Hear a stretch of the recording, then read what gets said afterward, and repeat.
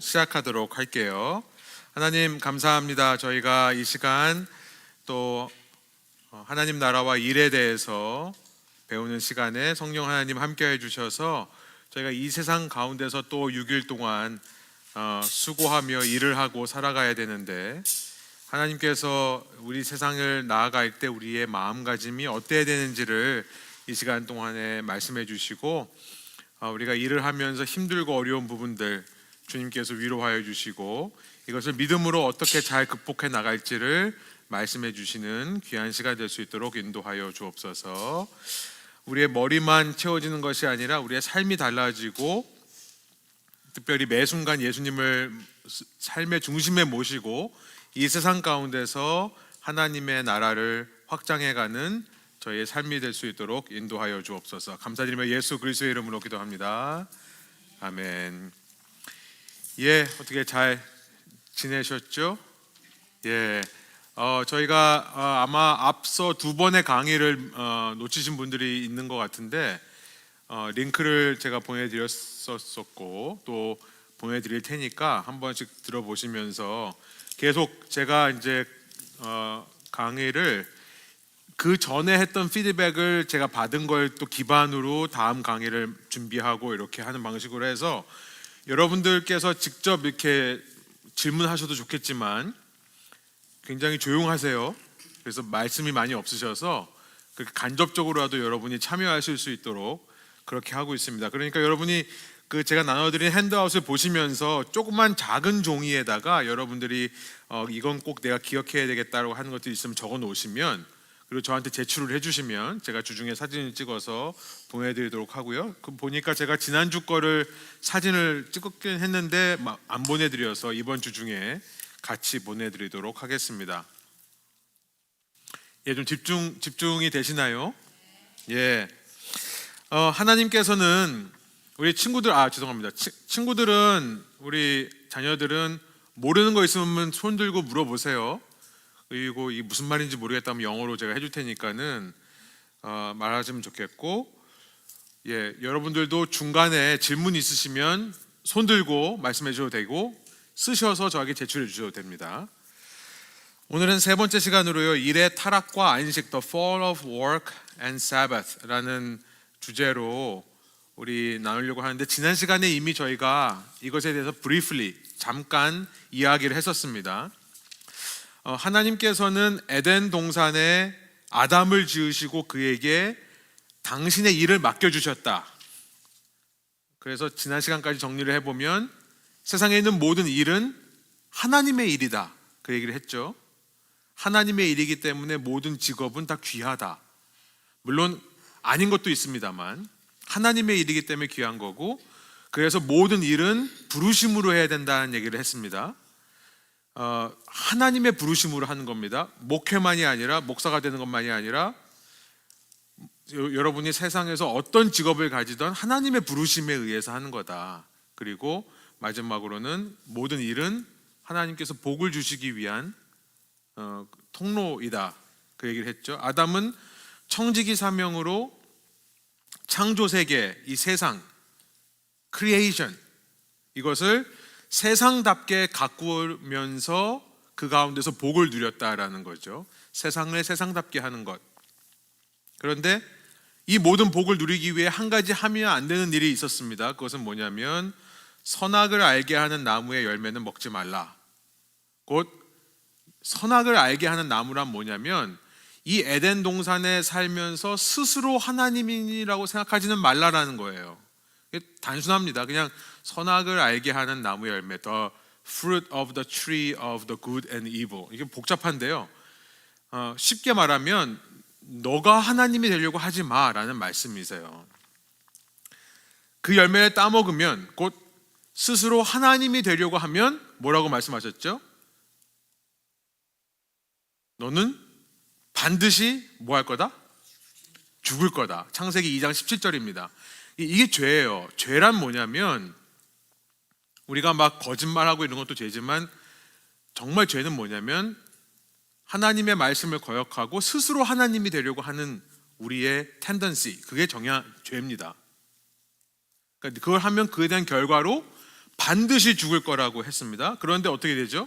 아담이 따먹어요. 물론 뱀이 여자를 유혹해서 여자가 남편한테 와가지고 자기야 먹어봐, 먹어보니까 맛있어, 그렇게 해서 아담이 따먹은 거죠.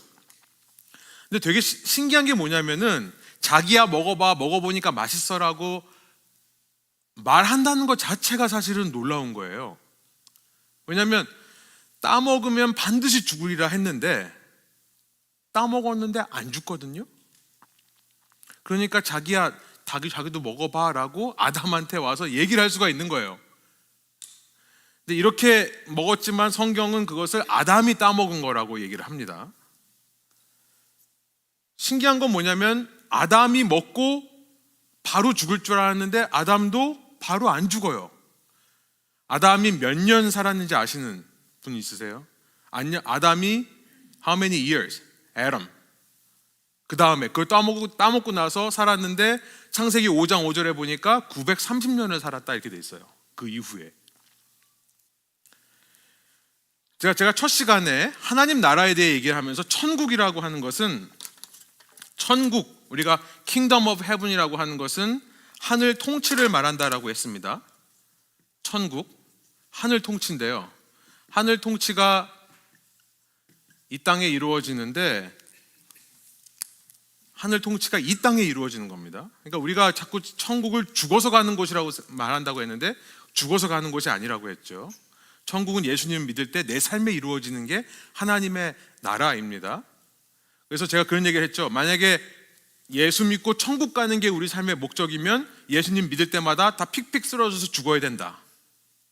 그죠? 근데 예수님 믿고 안 죽어요. 천국에 가기 전까지 시간이 남아 있어요. 그래서 이것을 신학적인 용어로 뭐라 그러냐면 두 가지를 말합니다. already와 not yet이라고 얘기를 해요. 이미와 아직이에요. 하나님의 나라가 이 땅에 이루어지는데, 천국이 내 삶에 이루어지는데 이미 이루어지는 것도 있지만 아직 안 이루어지는 게 있다.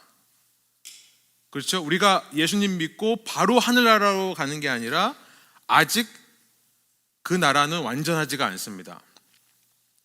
이미 시작돼요. 그러나 아직 완전하지 않아요. 우리는 요 이미와 아직이라고 하는 애매한 시간을 살아가는 존재들이 우리인데요. 제가 지금 무슨 말을 하는 거냐면 놀라운 것은 죽음도 마찬가지라는 거예요. 따 먹으면 반드시 죽으리라, 분명히 죽으리라 라고 했는데 먹자마자 픽픽 쓰러져서 죽는 게 아니라 먹었는데도 멀쩡히 살아 움직인다는 거예요. 이후로 수백 년 동안 우리가 기억해야 되는 것은 죽음에도 이미와 아직이 있다라는 사실이에요. 죽음에도 이미와 아직이 있다. 여러분, 꽃꽂이의 꽃이 살아있는 겁니까? 죽어있는 겁니까? 네? 죽었다고 생각하는 사람. 꽃꽂이의 꽃은 죽었다고. 서희자매가 없어가지고 전문가 의견을 듣고 싶은데, 꽃꽂이의 꽃은 죽었다. 손 들어보세요. 예, 살아있다. 손 들어보세요. 난 그냥 하기 싫다. 뭐 대답을 뭐야? 누구 어떤 사람은 다 안 들고 있는데 잘 모르겠죠. 예, 예? 정답이라고 저는 생각해요. 해나가 뭐라고 했냐면 살아있는 것도 아니고 죽어있는 것도 아니라고 생각이 든다. 다른 말로 말하면은 이미 죽은 거지만 아직 죽지 않은 겁니다.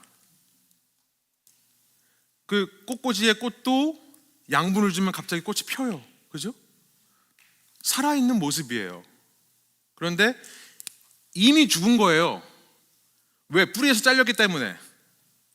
뿌리를 자르는 순간 그게 죄거든요. 그게 우리의 타락이거든요. 죄를 자르는 순간 죽었는데 아직 죽음이 이루어지진 않았어요. 그래서 아직 죽어있지 않다는 말은 살아있다는 말이죠. 그러니까 죽었기도 하고 살아있기도 한다. 여러분, 타락한 인류가 그렇다는 겁니다. 예, 타락한 인류가 그렇다는 거예요. 여러분과 제가 예수님 만나기 전에는 그런 상태였다는 거예요. 그러니까 이 시대에 수많은 사람들이 예수님을 모르고 살아가고 있습니다만 영적인 시각으로 보면은 살아있지만 죽어 있는 겁니다. 그렇죠? 이미 죽은 건데 아직 죽지 않은 거예요. 그뿐이에요. 제가 일과 영성이라고 하는 이 Every Good Endeavor라고 하는 이 책에 제가 소개하고 싶은 건데, 이제 제가 이 강의를 준비하면서 제가 제일 많이 의지한 책은 사실 폴 스티븐스의 일의 신학이라는 책이에요.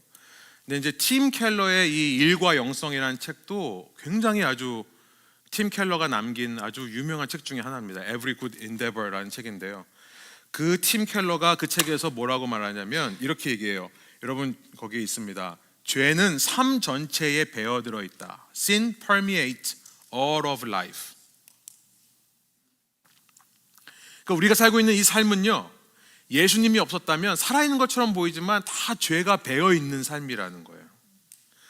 그가 이렇게 말합니다. 현대 서구 문화는 죄에 관해 성경이 가르치는 원리를 되짚어 볼 생각조차 않으면서 그 불안의 실체를 규명하는 데만 안간힘을 쓰고 있다. 죄에 대해 성경이 가르치는 원리는 되짚어 볼 생각을 안 하면서 왜 불안한가의 실체를 규명하는데 안간힘을 쓰고 있다는 거예요. 심리학자들은 유년기의 경험이 쓸데없는 수치심이나 사랑받지 못하고 있다는 감정을 빚어낸다고 해석한다. 하지만 성경은 하나님으로부터의 분리를 본질적인 요인으로 지목한다. 우리 상담가도 계시고 우리 박동호 목사님도 상담가시지만 박동호 목사님이 그렇게 얘기를 하시더라고요. 사실 제가 계시면 좀 칭찬해 드리려고 했는데 박동호 목사님이 늘 하시는 얘기 중에 하나가 뭐냐면, 상담으로 들어줄 수는 있지만 진정한 치유는 하나님의 말씀으로 된다. 그 얘기를 참 많이 하세요. 저는 로마서 5장 12절에 보면 이렇게 말씀이 있습니다. 그러므로 한 사람으로 말미암아 죄가 세상에 들어왔다. 그러니까 아담의 죄로 말미암아 이 세상은 죄가 들어온 세상이 되어버렸습니다. 그래서 죄로 말미암아 죽음이 들어온 것과 같이 모든 사람이 죄를 지었기 때문에 죽음이 모든 사람에게 이르게 되었습니다. 죄는 단지 인간의 영혼과 정신세계에만 영향을 주는 게 아니라 육체의 행동을 통해 마치 바이러스처럼 온 피조세계에 퍼진 겁니다. 죄가요. 영적으로만 문제가 되는 게 아니고 감정적으로만 문제가 되는 게 아니라 사실 우리의 모든 육체가 다 죄에 젖어버린 거예요. 그래서 철학자 알버트 월터스는요 이렇게 말을 해요. 하나님께서 친히 지으신 멋진 작품들이 the ground for his masterpiece, ground for his masterpiece, 하나님이 멋지게 지으신 걸작품들이 있는 그 세상이 이제는 하나님을 거역하는 터전, ground for rebellion, 하나님을 거역하는 터전이 되어버렸다. 이렇게 표현을 합니다. 질문이 있어요. 제가 질문해 봤는데요. 천국처럼 지옥에도 이미와 아직이 있다는 사실을 여러분 인식하며 산다는 것은 어떤 삶일까요? 한번 고민해 보시기 바라요. 천국도 이미 이루어진 천국이 있고 아직 이루어지지 않은, 근데 지옥도 마찬가지라는 겁니다. 이미 어떻게 보면 우리 삶 가운데 지옥의 영향력이 너무나 많이 들어와 있고, 그러나 그것은 아직 영원하지는 않은 거예요. 언젠가가 되면 영원한 지옥이 될 거다라고 하는 사실. 천국을 살아가는 사람들이 이미 지옥을 경험하고 있는 이 세상 속에서 우리는 어떻게 살아야 될까? 이미의 지옥을 겪고 있는 세상 속을 우리는 어떻게 살아야 될까? 여러분, 이 질문이 어쩌면 우리가 매일 눈을 떠서 매일 집을 나가기 전에 우리 자신에게 물어봐야 되는 질문이 아닌가 저는 생각해 본 겁니다. 어쩌면 이것이 오늘 강의의 핵심이고요. 이것이 어쩌면 우리 신앙생활의 핵심이라고 할 수 있어요. 이 질문을 묻는 겁니다. 천국이 그런 것처럼 지옥에도 이미와 아직이 있다는 사실을 내가 오늘 인식하며 살고 있는가? 그래서 우리는요, 세상을 살면서 지난 시간 창세기 3장을 통해 본 것처럼 이 세상은 하나님이 선하게 창조하셨지만 죄로 인해 이 세상이 타락했기 때문에 이 세상에서 우리는 가시덤불과 엉겅퀴들을 만날 수밖에 없다. 지난 시간 그렇게 말했었죠. 바로 오늘 우리가 이 세상을 살면서 내 삶이 왜 이렇게 힘들고 왜 이렇게 고단하지? 왜 나는 정말 우리가 원하는 건 그거잖아요. 정말 사랑하고 싶고 사랑받고 싶고. 근데 이게 안 돼요. 너무 쉬운 것처럼 생각이 드는 이 일이 안 되는 겁니다. 부모가 돼서 자식을 키워보면서 저희의 의도는 정말 자식을 사랑하는 거거든요. 근데 자꾸 상처를 줘요. 의도는 그런데 또 자식된 입장에서 부모를 볼 때 정말 부모를 사랑하고 싶은데 상처를 줘요. 정말 일하면서 즐겁고 싶습니다. 재밌고 싶어요. 근데 그게 안 돼요. 이런 모든 왜 하려고 하면 안 되지? 라고 느끼는 근본 이유는 뭐냐면 바로 이 세상이 가시덤불과 엉겅퀴를 내기 때문에 그렇습니다. 타락으로 인해. 그래서 저는 여러분에게 말씀드리고 싶은 거는 세상을 살면서 그 가시덤불과 엉겅퀴를 만나면 너무 놀라지 마세요. 이미 이 땅에 죄의 역사가 퍼져 있기 때문에 그런 것이다 라고 그냥 이해하시면 됩니다. 너무 상처받지 않으세요. 사실은 그 말씀을 드리고 싶어요. 지난 시간 이런 질문이 있었습니다. 왜 하나님은 우리가 항상 그분을 의지하게 하십니까? 그러니까 자녀의 경제적, 정서적 독립이 부모의 목표이듯이 독립된 하나님의 사람으로 서게 하심이 하나님의 궁극적인 목표는 아닐까요? 라는 질문을 하셨는데, 물론 하나님은 궁극적으로 우리의 독립을 원하십니다. 하나님의 궁극적인 목표, 그러니까 하나님은 사실 우리를 독립적인 주체로 창조하셨고, 결국 하나님의 궁극적인 뜻은 뭐냐면 우리가 독립적인 주체로 살아가기를 원하세요. 그런데 그 문제는 뭐냐면 그 중간에 타락한 세상이 있는 거예요. 이게 문제입니다. 그러니까 이 타락한 세상을 살아가야 되는 우리의 삶이 있기 때문에 언젠가 우리에게 하나님의 나라가 영원히 완전하게 임하기 전까지는 우리는 이 땅을 사는 한 독립적인 존재로 살 수가 없습니다. 그런데 독립적인 존재로 살려고 하는 사람들의 이야기가 창세기에 등장해요. 바로 가인과 아벨의 이야기입니다. 그렇게 죄가 세상에 배어들은 그 죄가 배어든 세상을 살아가면서 이 세상에서 내가 한번 자유로워지고 싶다라고 했다가 오히려 죄의 노예가 되어버리는 가인의 이야기. 좀 답이 되었으면 좋겠어요. 그 가인과 도시 문명의 이야기로 넘어가 보면요, 이 타락한 결과로 보니까 타락한 결과로 사람들 사이의 관계가 깨어집니다. 그러니까 아담과 하와가 전에는 친밀했는데요, 서로 벌거벗었다는 게 눈에 들어오기 시작해요. 이게 뭐냐면 관계가 깨지는 거예요. 그러니까 관계 속에 비판과 정죄가 들어오기 시작하는 겁니다. 그 모습 그대로를 사랑하는 게 아니라 내가 원하는 모습으로 사랑하려고 하는 욕심이 들어오다 보니까 남녀 간의 관계가 파괴되죠. 그리고 서로 탓해요. 비난하고 책임합니다. 당신이 나에게 먹게 했잖아. 그러니까 여자는 뱀이 먹게 했어요. 그러니까 결국은 어디까지 가죠? 아담이 하나님을 비난해요. 내가 언제 아내 달라고 그랬어요? 나 그냥 혼자 자급자족하고 잘 살고 있었다고요. 근데 하나님이 보기 안 좋으니까 하나님이 주신 저 여자가 나로 하여금 범죄하게 했습니다. 이렇게 얘기를 해요. 그러니까 이 관계가 다 파괴되고 하나님과의 관계도 파괴가 되는 거죠. 그러면서 제가 주목하고자 하는 것은 그것이 일에게도 영향을 주더라. 일. 그 자녀를 보니까 가인과 케인 그리고 아벨, 에이보 두 사람이 있는데 직업이 달라요. 가인은 농부입니다. 곡식을 기르는 사람이에요. 아벨은 목축업이에요. 그러니까 뭐라고 그러죠? herd, shepherd, 목자이기도 하고 이렇게 동물들 관리하는 사람.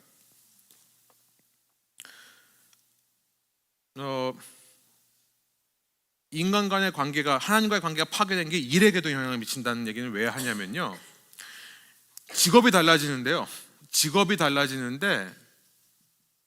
우선 겉보기에는 이렇게 다른 직업은 서로를 보완할 수 있는 것처럼 보여요. 너무 좋아요, 사실은. 다른 직업, 다양한 직업을. 그러니까 가인은 곡식을 길러가지고 곡식을 아벨한테 줘서 소나 돼지나 양을 먹이는 사료로 쓸 수 있습니다. 그죠? 그러면 걔네들이 곡식에 또 밥을 주죠? 더러우니까 얘기는 안 할게요. 그죠? 그러니까 이게 서로 보완할 수 있는 직업군으로 보여요. 그런데 죄가 스며드니까 이 다양한 직업 간의 관계가 파괴되어서요, 직업 간의 불균형이 생깁니다. 불균형, unbalance.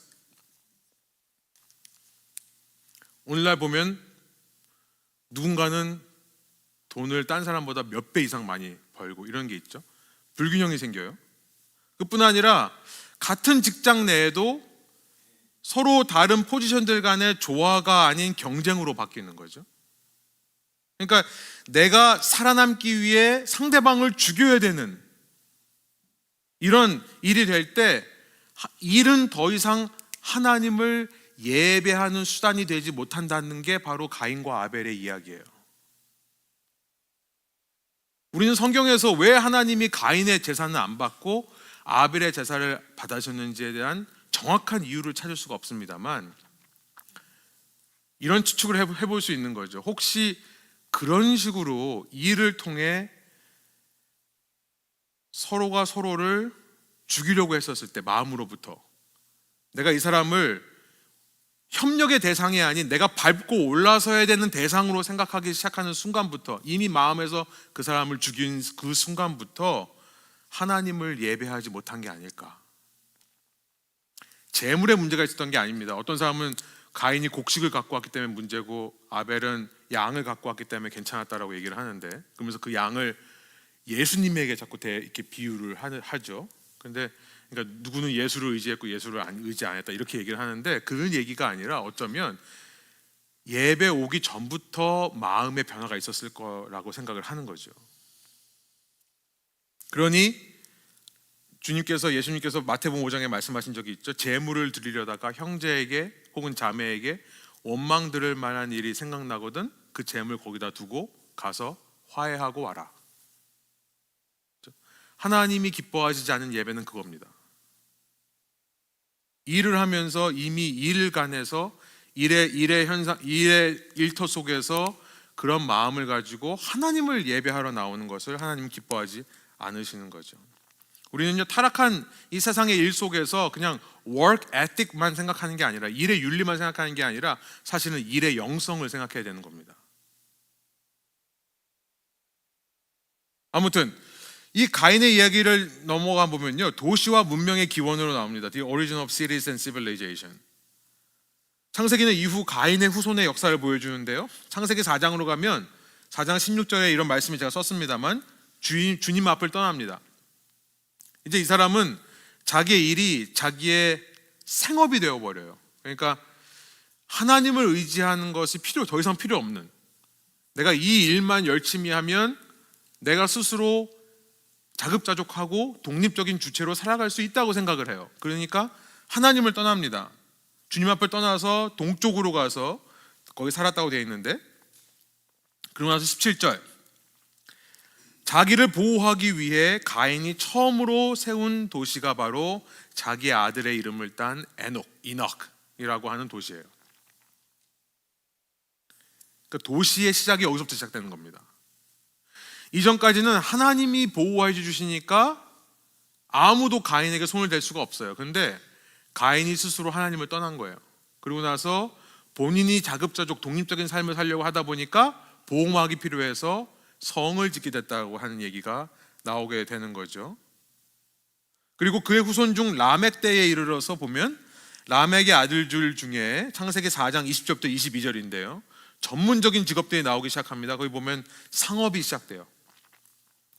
라멕의 아들로부터 이제 물건을 사고 파는 상업 개념이 시작되기 시작하고요, 문화가 시작됩니다. 악기를 만들었다고 되어 있는데 문화가 시작되는 거예요.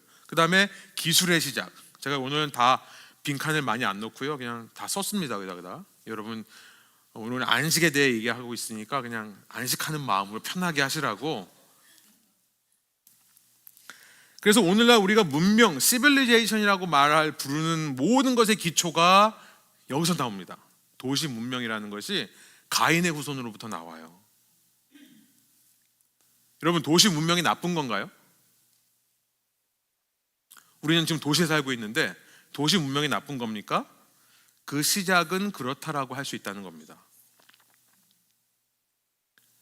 그러니까 우리가 아까도 천국과 지옥이 이미와 아직이 있다는 것을 우리가 인식하고 살고 있는가 하는 질문을 했지만, 여러분이 문 밖을 나설 때마다, 세상으로 들어갈 때마다 이 세상의 시작은 아름답게 창조되었지만 죄로 인해 이 세상은 죄가 스며든 곳이라고 하는 분명한 인식이 있어야 된다는 거예요. 도시 문명 시작은 그런 죄가 스며든 세상으로부터 나왔습니다. 그러나 성경은 뭘 말씀하시냐? 하나님은 그 도시 문명 가운데도 당신의 나라를 회복하실 수 있다는 것을 성경은 말씀하시는 거예요. 이게 중요합니다. 가인의 도시, 에녹에서 시작해서 그 도시가 바벨이라는 도시로 이어집니다. 바벨론. 그리고 이집트라는 도시로 이어져요. 그리고 나서 그 도시가 바벨론이라는 새로운 이름으로 다시 나타납니다. 그리스, 로마. 이렇게 이어지는 도시의 역사를 하나님이 전부 없애버리겠다라고 하는 게 아니라, 하나님의 성경은 이후 창세기부터 계시록까지 뭘 말씀하시냐면 그런 도시의 문명 속에서 당신의 놀라운 섭리로 하나님의 나라가 생겨날 수 있다는 것을 성경이 말씀하시는 거예요. 그래서 계시록에 가보면, 계시록 21장 2절에 가면 거룩한 성, 새 예루살렘이라고 하는 새로운 도시를 만드십니다. 그게 어린 양의 신부예요.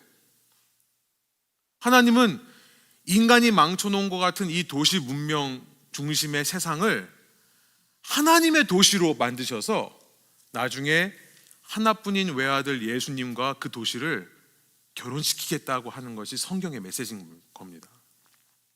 그러니까 우리가 그런 마음가짐으로 세상에 나가야 된다. 하나님이 만일 도시 문명을 미워하셨다면 이렇게 악한 의도로 시작된 도시 문명 다 없애버렸겠죠. 그러면 성경은 창세기에서 끝났을 겁니다. 그러고 다 폭삭 망해버렸더라. 끝. 그렇죠? 근데 그렇지가 않아요. 그런 도시 문명이었기 때문에 예수님께서 이 땅에 오실 수 있었던 겁니다. 그리고 오늘 우리가 신앙생활을 할 수 있게 되는 거죠. 하나님께서 죄에도 이미와 아직을 허락하시는데 우리는 참 궁금해요. 왜 하나님이 이러실까? 천국도 그냥 한 번에 다 버리시고 지옥도 그냥 한 번에 다 없애버리면 좋겠는데 왜 천국도 이미와 아직, 지옥도 이미와 아직, 우리는 이 낀 세상 속에서 왜 살아가야 되는가라는 생각이 들지만, 하나님께는 우리가 다 이해할 수 없는 섭리가 있다는 것. 결국 성경은 우리에게 그 질문을 던지는 거예요. 너가 너의 기준으로 자꾸 선악을 판단하지 말고 그냥 그런 나를 믿을래 말래, 이 얘기를 하시는 거죠. 오늘 설교와도 이어지는 내용이라 생각이 듭니다. 이후에 보면요, 바벨로 넘어가요. 노아 이후에 하나님께서 아주 좋은 찬스가 있었어요. 이 세상에서 도시라고 하는 씨를 말려버릴 수 있는 좋은 찬스, 노아의 홍수입니다. 그런데 노아의 홍수 이후에 창세기 11장 보면 다시 도시가 세워지는 것을 허락하세요. 그리고 그 도시 문명으로 사람은 하나님이 되려고 합니다.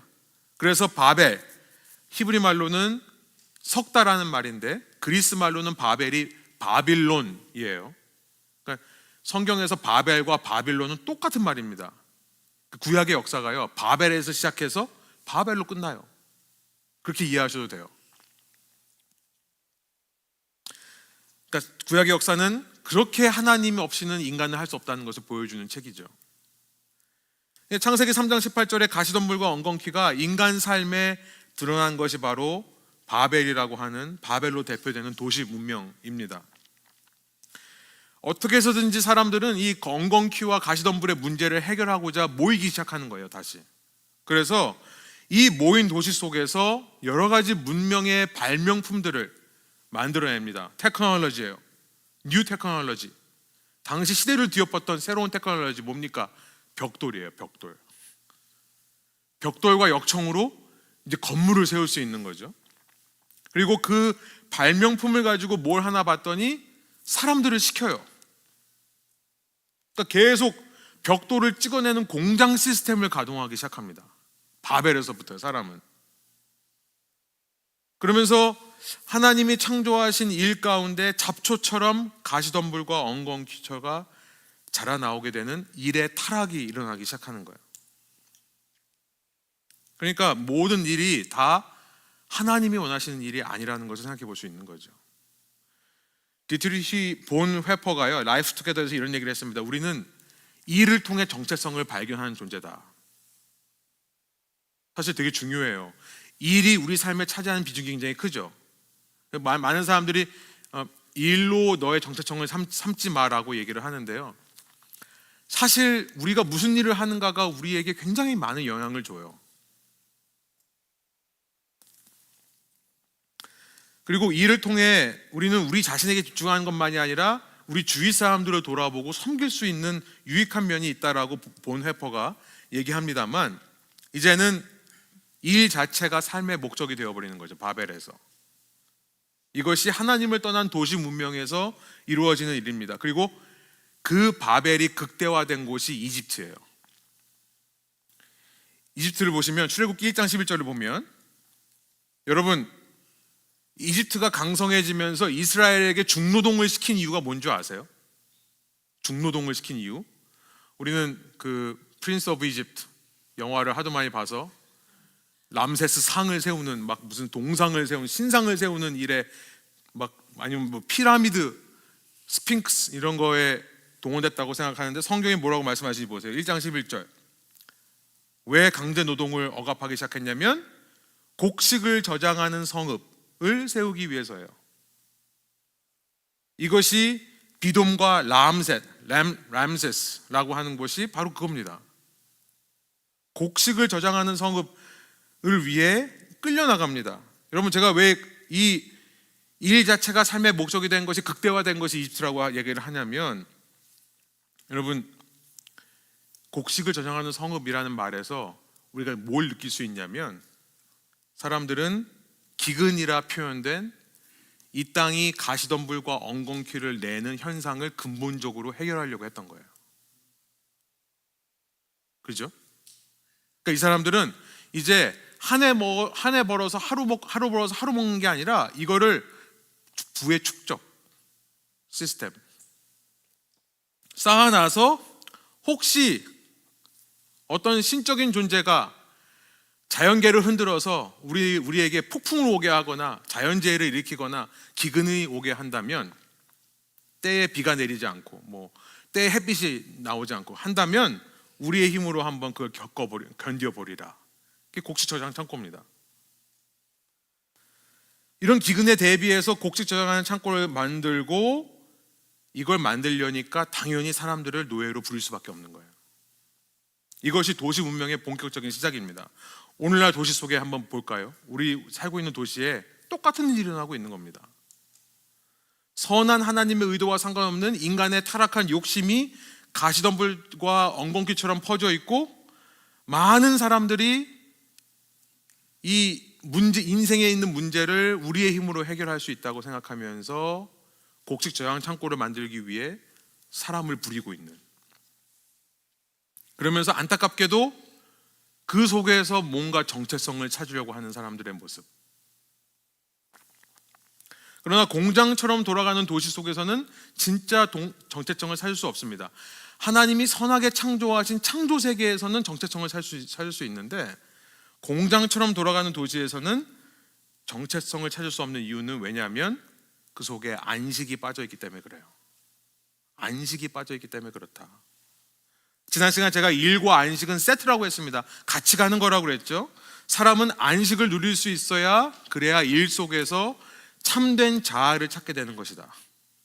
그리고 이 일을 통해 세상 속에서 문화 사명을 이루면서 우리는 그제서야 진정한 안식을 할 수 있다라고 얘기를 했습니다. 일과 안식은 세트로 가는 거예요. 오늘 그래서 안식에 대한 이야기를 해보려고 합니다. 여러분, 이런 모습을 보다 못해 하나님이 모세를 보내세요. 그래서 그 백성들을 그 도시 속에서 꺼내오라라고 하세요. 바로의 도시에서 꺼내서 하나님의 도시인 예루살렘으로 이끄시는 것이 하나님의 뜻이에요. 다시 말씀드리지만 하나님은 도시가 싫어서 도시를 멸망시키려고 하는 게 아니라 세상의 가인의 에녹으로 시작한 세상의 도시를 하나님의 도시로 바꾸시고 싶은 게, 그게 지난 시간 말했던 세상을 세상답게, 도시를 도시답게 하시는 것이 하나님의 목적이라는 것을 알게 돼요. 다만 그 속에 있는 백성들에게 안식을 통해 회복을 누려라라고 말씀을 하시는 겁니다. 출애굽기 3장 18절에 보니까요, 이제 모세가 처음으로 이집트에 가서 내가 이 백성들을 데리고 나가야 되는 이유에 대해서 얘기하는 장면이에요. 여러분, 모세가 뭐라고 했는지 아세요? 모세가 얘기한 건 딱 한 가지입니다. 출애굽기 3장 18절에 보면 광야에서 하나님을 예배하기 위해 Let my people go. 그러니까 우리가 니네가 하는 일이 너무 힘드니까 우리는 도망가는 거야 라는 말이 아니라, 혹은 너네와 거의 힘을 견줄 수 있는 막강한 나라를 만들고 싶어 라고 말했던 게 아니라, 너의 삶에, 너의 도시에 있다 보니까 우리 삶에 빠진 게 있다. 그건 뭐냐면 안식이다. 하나님을 예배하는 거다. 그러니까 우리는 이 도시에서 나갈 이유는 딱 하나. 우리 나가서 광야에서 하나님 예배하고 싶다. 아무도 없는 그곳에서, 아무것도 없는 땅에서 하나님만 좀 바라보게 해달라. 근데 그거를 못 나가게 해요, 바로가. 왜냐하면 생산 계획에 차질이 생기니까요. 지금 열심히 벽돌을 만들어가지고 열심히 곡물 창고를 지어야 되는데, 이 노예들이 3일 동안 나갔다 오면 일정에 차질이 생기잖아요. 그러니까 어떻게 하냐면 출애굽기 5장 8절로 가보면 열받아 해요, 바로가. 근데 뭐라 했는 줄 아세요? 그전에는 벽돌 만드는데 필요한 지푸라기를 헤이스택을 정부에서 제공을 해줬는데, 야, 너 이런 식으로 나와? 여기 보면 뭐라고 되어 있냐면 출애굽기 5장 8절에 보면 너 이렇게 게을러? 아니, 그들이 게을러서 그들의 하나님께 제사를 드려가게 해달라고 하면서 떠든다. 그들의 입장에서는 하나님을 예배하겠습니다고 하는 게 게으른 핑계로 보이는 거예요. 하나님 예배한다고 벽돌이 떨어지냐? 돈이 나오냐? 너 지금 일하기 싫으니까 그런 거지. 이게 이집트의 사고방식입니다. 생산 공장 시스템으로 돌아가는, 안식이 없는 곳의 마인셋이에요. 그러니까 열받아가지고 지푸라기를 안 줘요. 너 직접 가서 니네들이 지푸라기 다 주워와. 대신에 벽돌 생산량은 이전과 똑같아야 된다. 이렇게 해요. 그러니까 더 힘들어지는 거죠. 종교는 핑계다. 종교는 연약함의 표시다. 무엇보다 게으름의 표시라고 세상은 생각하는 겁니다. 그래서 더 고역을 시키는 세상. 근데 중요한 게 있습니다. 우리가 첫 시간, 둘째 시간에 너무 일에 대해서 좋게만 얘기를 하다가 갑자기 일에 대해서 오늘 안 좋게 얘기하니까 헷갈리실 수도 있을 것 같아요. 근데 우리가 일은 정말 선한 것이고 하나님이 만드신 것이 맞습니다만, 다음 페이지로 넘어가면 이것을 기억하시는 게 중요해요. 사람은 일을 하기 위해 창조된 게 아니라 사람은 누구를 위해 창조되었어요? 하나님. 여러분, 이게 바로 안식의 핵심이라는 것을 말씀드리고 싶은 거예요. 안식의 핵심이 이겁니다. 우리는 일을 위해 창조된 존재가 아니라 하나님을 위해 창조된 존재인 것을 기억하는 것. 그래서 이집트와 같은 세상으로부터, 아니요, 잠깐만요, 나 이렇게 못 살아요, 나는 하나님을 잠깐이라도 가서 예배하고 돌아올래요 라고 말할 수 있는 것이 바로 안식이라는 것을 성경이 말씀하고 있다는 거예요. 일은 너무나 중요하지만 일이 사람의 창조 목적은 아니더라. 하나님만이 창조 목적이더라. 이사야서 43장 21절, 제가 외우기 쉬워요. 4321. 그죠? 이 백성은 내가 나를 위하여 지었나니 곧 나의 찬송을 부르게 하려 함이라. 하나님께서 우리를 지으신 이유를 거기서 말씀하십니다. 이집트의 노예였던 이스라엘, 그 이스라엘이 이제 이집트에서 풀려납니다. 그런데 육신은 탈출을 했지만 영적으로는, 정서적으로는 탈출하지 못한 것처럼 보여요. 왜냐하면 탈출해서 약속의 땅에 들어왔는데도 여전히 이집트에서 보고 배웠던 그 방식을 따라 살려고 하는 겁니다. 가나안에 가서는 가나안의 모습대로 살려고 하는 거예요. 바벨론의 포로가 되어서는 바벨론의 모습으로 살아가려고 하는. 그래서 지금 계속해서 성경은 바벨의 역사가 이어지고 있음을 이 이스라엘의 역사를 통해 보여주는 거예요. 그 후에는 그리스의 포로, 로마의 포로.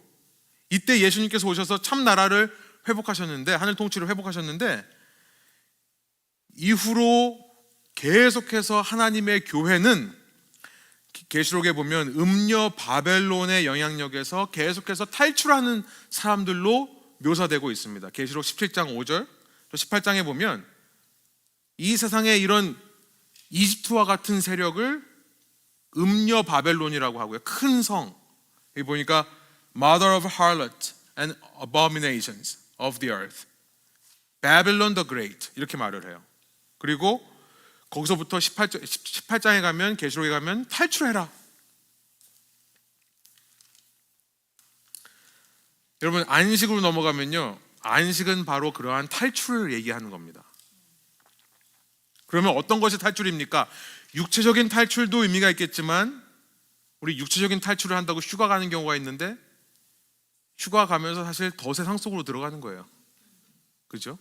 더 아름다운 세상으로 들어가는 겁니다. 쉰다면서 우리는 사실 이 탈출한다면서 사실은 세상 문화와 세상 것을 더 즐기는, 쾌락을 더 즐기는 일들이 허다합니다. 그래서 정말로 6일 열심히 일하고 일주일에 하루 쉬는데 그 7일의 삶이 계속 반복되는데 인간은 점점 더 지쳐가고 비인간적이 돼가는 일들이 참 많은 것 같아요. 참 안식이 없어서. 참 안식은 뭐냐 그러면, 저는 이 안식에 대해서 영향을 저에게 주신 분이 월터 브루글만이라고 하는 구약학자인데요. 이분의 책 제목 자체가 의미가 있습니다. 안식은 저항이다. Sabbath as resistance. 저항이다. 그래서 밑에 빈칸이 있습니다.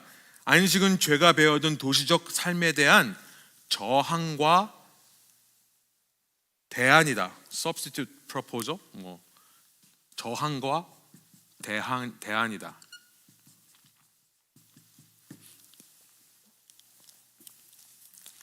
그냥 일 안 하는 게 안식이 아니라요, 이런 세상의 문화와 시스템에 대해서 저항하는 거다.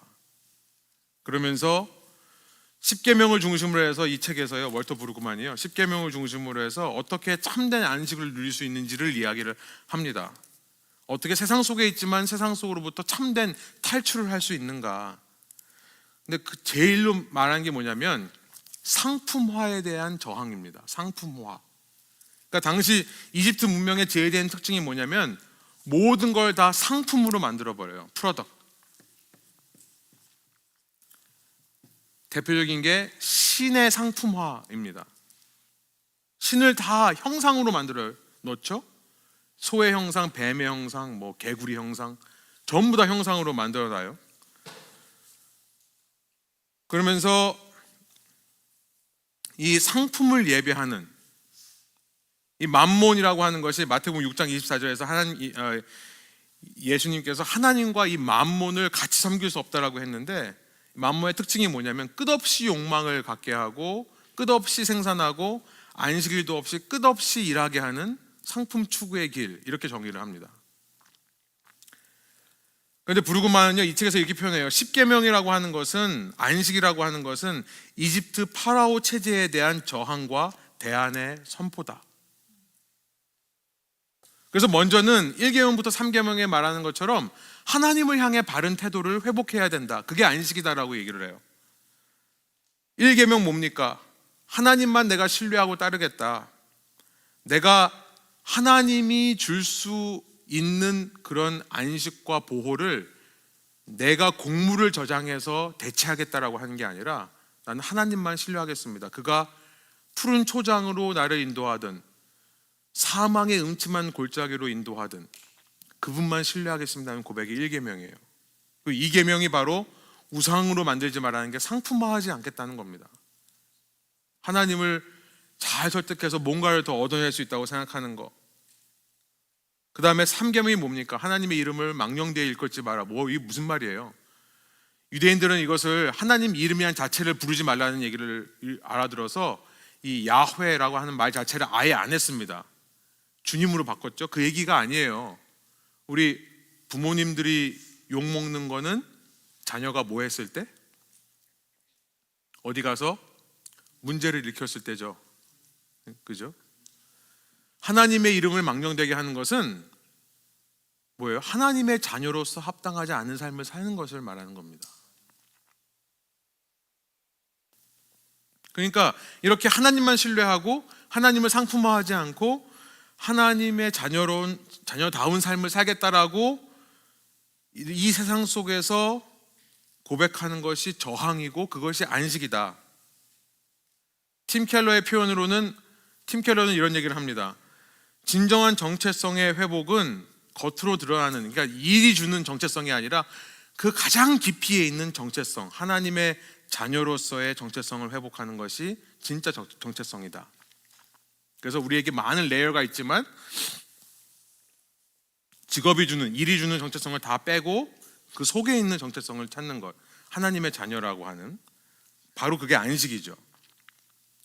이렇게 하나님과 바른 안식의 관계가 될 때 그때 그 안식은 사람과 바른 안식의 관계로 이어집니다. 5계명부터 10계명이 그거예요. 지난 시간 안식이 하나님 사랑과 사람 사랑 사이를 이어준다, 이해가 잘 안 돼요라고 하셨는데 한번 도움되시길 원하고 이 책을 한번 추천해드리고 싶습니다. 저는 이제 마무리하면서요, 안식을 말하는 데 있어서 빼놓을 수 없는 예수님의 말씀을 한번 같이 읽어보고 왔으면 좋겠습니다. 마태복음 11장 28절부터 30절인데요. 마태복음 11장 28절에서 30절 거기다 있죠? 우리 서진이가 한번 읽어줄래요?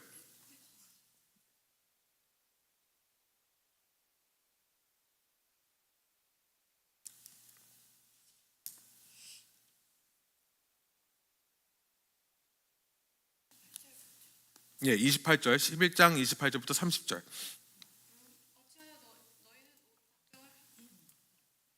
수고하며 11장 28절.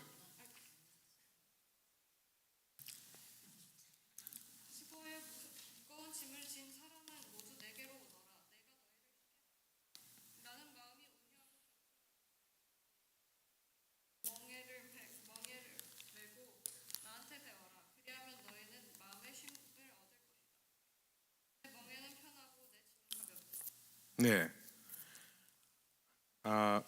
안식을 말하는 데 있어서 빼놓을 수 없는 예수님의 말씀인데요. 들으실 때 어떠세요? 잘 이해가 되세요? 마음에 와 닿으세요?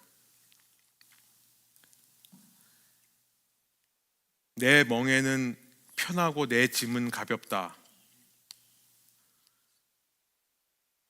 근데 여기서 우리가 좀 이 말씀을 좀 연구해 봐야 되는 게요, 여기서 말하는 멍에라고 하는 게 십자가를 지시는 거를 말씀하시는 거면 얼마나 부담이 됩니까? 그죠? 우리도 예수님처럼 십자가를 지라고 하면 얼마나. 근데 사실은 여기서 수고하며 무거운 짐을 지었다는 말 자체가, 수고하며 무거운 그 멍에라는 표현이 사실 당시에 세금을 나타내는 말입니다. 세금이에요. 그러니까 지금 예수님께서 무슨 말씀을 하시는 거냐면, 너 그렇게 이집트 같은 생산 공장에서 사느라고 너무 힘들지? 그 얘기를 하시는 거예요. 여기서 치여가지고 버는 것 중에 그렇게 막대한 세금을 내야 되고, 그러면서 이 고위 관리자들 위해 이 나라에서 그렇게 생산 공장을 돌려가지고 부를 축적하려고 하는 사람들 밑에서 일하느라 힘들지, 그 얘기를 하시는 거라고 생각하면 이게 무슨 말인지가 이해가 돼요. 끊임없이 뭔가를 생산해야 되고 뭔가를 창조해야 되는 세상의 타락한 일의 방식으로부터 자유로워져라, 그 말씀을 하시는 겁니다. 그리고 가만 보면요, 그로 인해 온 지구가 함께 고통을 겪고 있어요. 수고하고 무거운 짐은 지금 인간만 진 게 아니라 이 창조 세계가 같이 지고 있습니다. 자원이 착취되고요, 환경이 파괴되고 있어요. 그런데 예수님의 멍에를 맨다는 것은 뭐냐? 어떤 신학자가 이런 얘기를 하더라고요. 당시 멍에라는 것은 이 소가 이 기구를 끌기 위해 만드는 건데, 이 소의 몸에 등에다 붙이는 나무로 만든 욕, 이 멍에라는 거예요. 근데 소는 언제 가장 힘드냐면 이 밭을 가는 게 힘든 게 아니라 그 멍에가 몸에 맞지 않을 때 힘들다라고 그러더라고요. 뭐 소가 되어보지 않아서 모르겠습니다만, 멍에가, 왜 우리 운동하시는 분들 왜 가끔 장비 탓하시는 분들 있잖아요, 그죠? 나는 정말 골프 잘 치는데 이 골프채가 나랑 안 맞아, 그런 분들 있잖아요.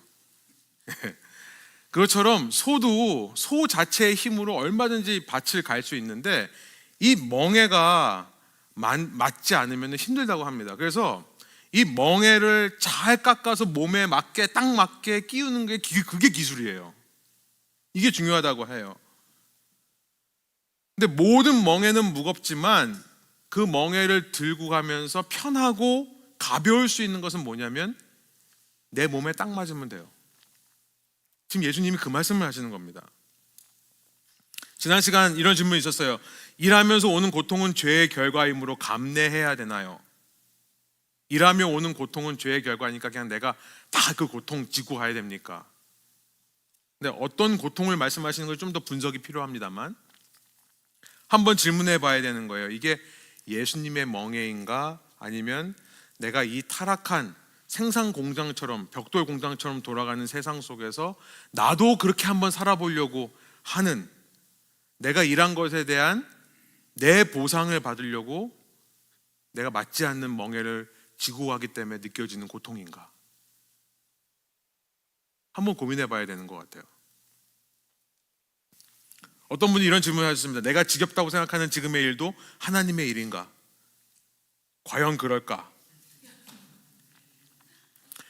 내가 지겹다고 생각하는 일도 하나님의 일인가? 무슨 일인지 좀 더 우리가 분석을 해봐야 되겠습니다만 한번 질문해 보는 거예요. 그게 예수님의 사랑으로 감당하려고 하는 일이냐, 아니면 예수님 없이 그냥 내가 억지로 해야 되는 일이라고 생각하는 거냐?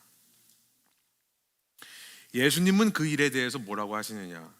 결국 여러분, 안식이라고 하는 것은 예수님께서 우리에게 맞춰주시는, 커스텀 메이드 하시는 그 멍에를 지고 가는 게, 그게 안식이라는 거예요. 우리가 좀 더 이 멍에에 대해 생각해 봐야 되는 이유가 있는데요. 우리는 지금 계몽주의 이후의 시대를 살고 있습니다. 계몽주의라고 하는 것은 The Enlightenment 아시죠?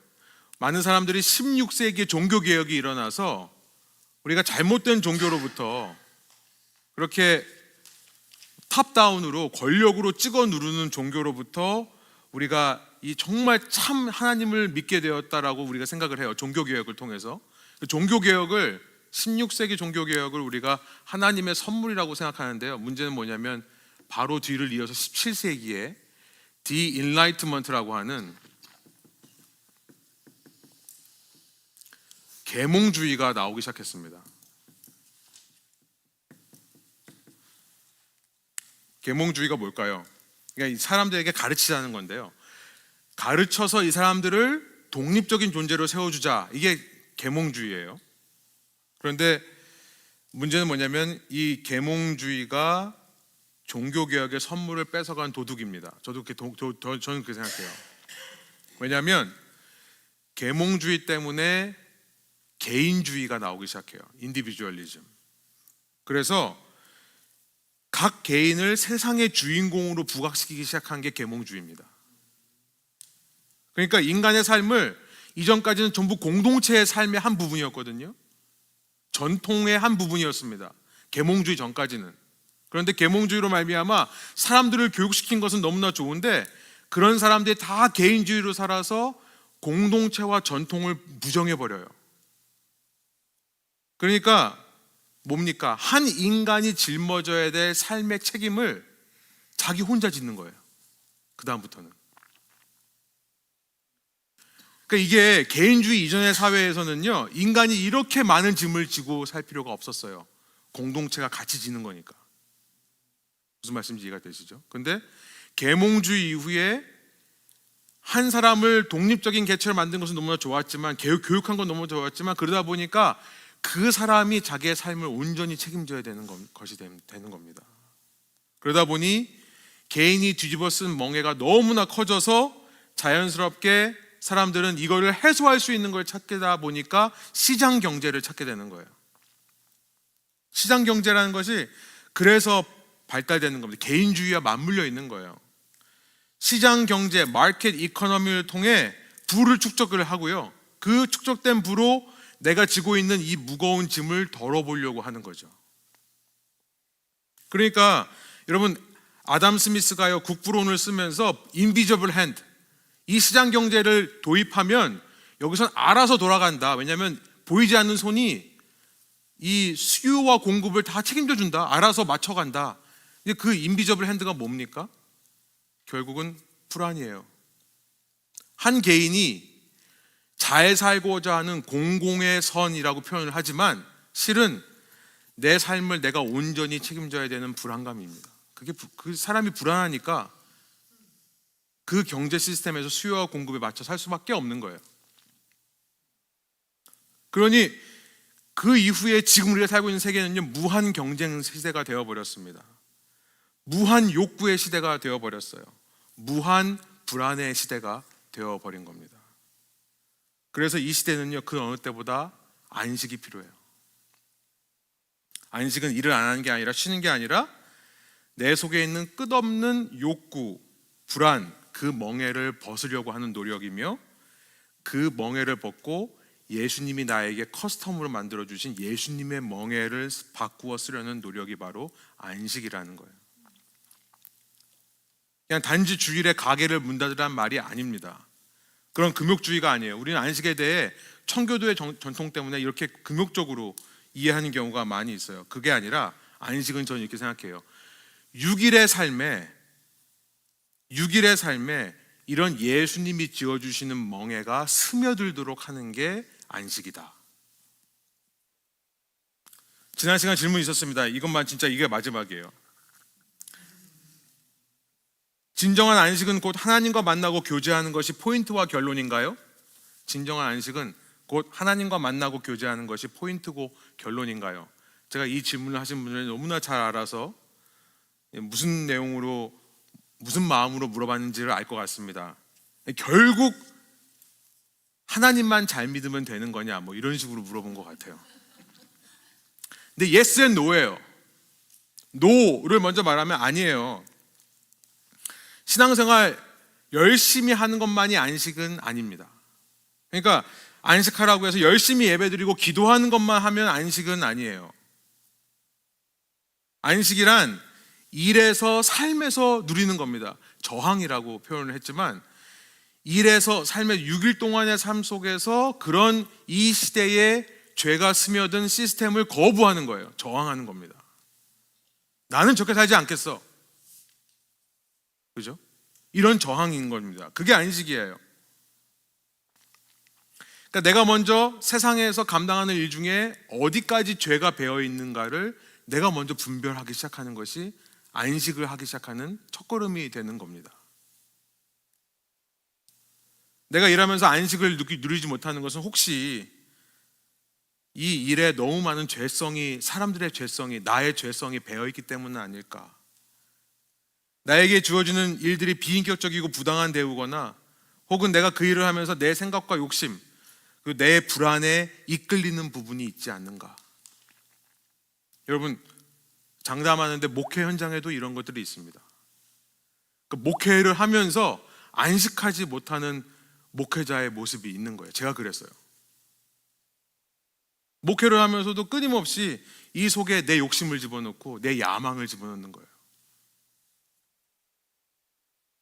비인격적인 모습들, 비현실적인 기대가 꽉 차 있는 겁니다. 그러니 하면서 너무나 처음엔 신나지만 하면 할수록 힘이 빠져서 지치는 이유가 뭐냐면, 번아웃이 오는 이유가 뭐냐면 그 속에 안식이 없기 때문에 그래요. 그렇기 때문에 놉니다. 그냥 열심히 예배만 드리고 그냥 세상에서 뭘 하든 그냥 한 날은 그냥 와가지고 여기서 온전히 예배만 하면, 기도만 열심히 하면 안식된다, 이건 아니에요. 그러나 예쓰기도 합니다. 진정한 안식은요, 결국 하나님과 만나고 교제하는 것이 핵심일 수밖에 없어요.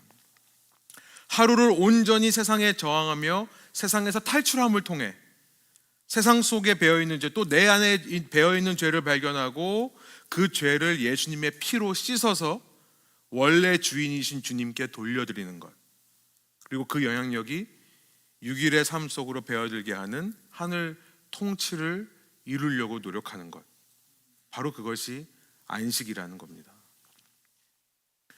제가 생각하기에 가장 좋은 안식은 뭐냐면 이미 주어진 것에 감사하는 것이더라고요. 이미 주어진 것에 만족하는 마음이더라고요. 자꾸 내가 갖지 못한 거, 내가 하고 싶은 거 생각하는 게 아니라 그거와 상관없이 이미 하나님께서 나에게 주신 그거에 집중하니까요, 쉼이 생겨나기 시작해요. 제 목회를 얘기하는 겁니다. 그러니까 가장 힘든 시간을 지내오면서 제가 그걸 배웠어요. 어려운 시간을 통해서 하나님께서 가져가신 거에 포커스를 하는 게 아니라, 한동안은 그랬어요. 그래서 공황장애도 오고 막 힘들었어요. 근데 어느 순간부터 이미 이 자리에 계신 여러분들, 이미 나에게 허락해 주신 분들에게 초점을 맞추기 시작하니까 그때부터 똑같이 목회를 하는데 그 속에 안식이 생겨나기 시작해요. 그리고 감사하게 됩니다. 감사. 이 감사야말로 정말 안식의 키워드인 것 같아요. 무슨 일을 하더라도 정말 자족하고 감사할 수 있다면 이것이 우리가 추구해야 될 안식이 아닌가, 이것이 타락한 일에 대해 우리가 가져야 될 자세가 아닌가를 여러분과 함께 나눴습니다. 마지막으로 제가 빠르게 한번 6장 25절부터 34절, 제가 거기 그냥 칸 채우려고 하나님 말씀 갖다 집어넣은 게 아니고요, 저는 안식과 관련해서 정말 이 말씀이 너무나 좋아요. 제가 한번 읽어드리고 마치도록 하겠습니다. 그러므로 내가 너에게 말한다. 목숨을 부지하려고 무엇을 먹을까 또는 무엇을 마실까 걱정하지 말고, 몸을 감싸려고 무엇을 입을까 걱정하지 말아라. 목숨이 음식보다 소중하지 아니하냐, 몸이 옷보다 소중하지 아니하냐. 공중의 새를 봐라. 씨를 뿌리지도 않고 거두지도 않고 곳간에 모아들이지도 않으나 너희 하늘 아버지께서 그것들을 먹이신다. 너희는 새보다 귀하지 아니하냐. 너희 가운데서 누가 걱정을 해서 자기 수명을 한순간인들 늘릴 수 있느냐. 너희 어찌하여 너희는 옷 걱정을 하느냐. 들의 백합화가 어떻게 자랐는가 살펴보아라. 수고도 하지 않고 길쌈도 하지 않는다. 그러나 내가 너에게 말한다.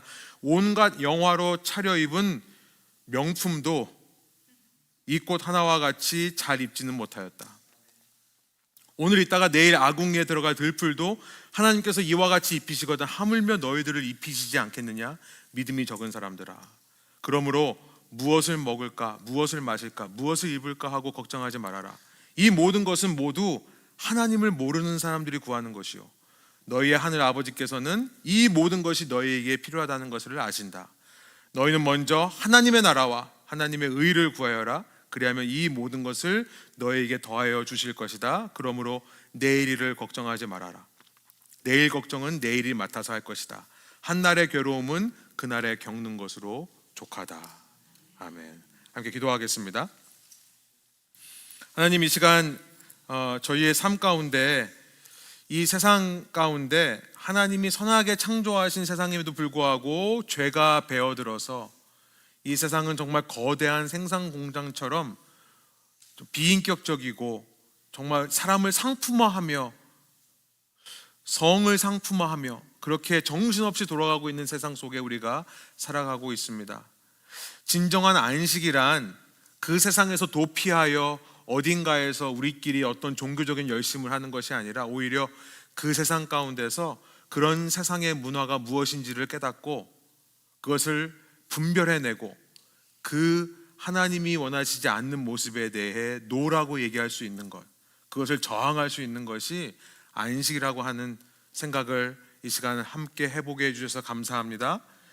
저희가 삶에서 안식하게 하여 주시고, 그래서 그런 삶의 안식을 가지고 함께 모여 서로가 서로를 도전하고 위로하는 공동체 되게 하여 주시며, 이렇게 함께 모여 주님을 다시 한번 마음속에 새기고 주님을 예배하고 주님에 대해 서로 배우며 나누는 시간들을 통해 다시 한번 저희 가운데 변화와 치유가 일어나서 진정으로 안식할 수 있는 저희의 삶 될 수 있도록 인도하여 주옵소서. 주님 안에서 우리의 참된 정체성을 찾게 하여 주옵소서. 감사드리며 예수 그리스도의 이름으로 기도합니다. 아멘.